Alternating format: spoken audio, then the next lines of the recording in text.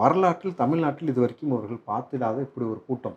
எம்ஜிஆர் ஒரு இடத்திற்கு போனால் இப்படி ஒரு கூட்டம் கூடியதாக கடந்த காலம் வரலாறு இருந்தது. நிகழ்காலத்தில் பல இளைஞர்கள் அதை பார்த்ததே கிடையாது. அதான் படிச்சு பார்த்துருக்கோம். படிச்சு பார்த்துருக்கீங்க. ஆனால் இன்னைக்கு கண்ணார பார்க்குறீங்கல்ல, அதுதான் பார்த்தீங்கன்னாக்கா ஆலமரத்துடைய அஸ்திவாரத்தை, அந்த ஆலமரத்துடைய அஸ்திவாரத்தில் ஆசிடை ஊற்றி உப்பு போடுற வேலைன்னு ஒன்று சொல்லுவாங்க தெரியுமா? விஜய் அவர்கள் எடுத்துக்கக்கூடிய நிலைமை, அந்த விஜய் அவர்கள் எடுக்கக்கூடிய இந்த முன்னெடுப்பு திமுகவையும் பிஜேபி நாங்கள் பெரிய கூடாரம், எங்கள் கூட அதிமுக வந்துடுச்சு, நாங்கள் தான் இனிமேட்டுன்னு சொல்லக்கூடிய இந்த மமதை ரெண்டுத்தையும் உடைக்கிற மாதிரியும், விஜய் அவர்கள் தனித்து விடப்பட்டார்னு சொன்னீங்கல்ல, இப்போ பாடுறா, இப்போ பாரு யார் தனித்து விடப்பட்டது? டேய், விஜய் தனித்தே விடப்படல, நல்லா புரிஞ்சுக்கோங்க. ஒட்டுமொத்த தமிழ்நாடு விஜய் கூட நின்று தூக்கி கொண்டாடிக்கிட்டு இருக்கு. இப்போ யார் தனித்து விடப்பட்டார்?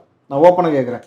உதயநிதி போன நிகழ்வில் உதயநிதி போகும்பொழுது மக்கள் கூட்டம் எவனுமே இல்லை, ஒரு ஆள் இல்லாமல் அவராக ஏறின்னு போனார். உதயநிதி தனித்து விடப்பட்டாரா, விஜய் தனித்து விடப்பட்டாரா? அரசியல் களமாக தான் சொன்னார், நொடிக்கு நொடி மாறும். விஜய் அவர்களை நீங்கள் ரொம்ப குறைச்சி மதிப்பிடுறீங்க.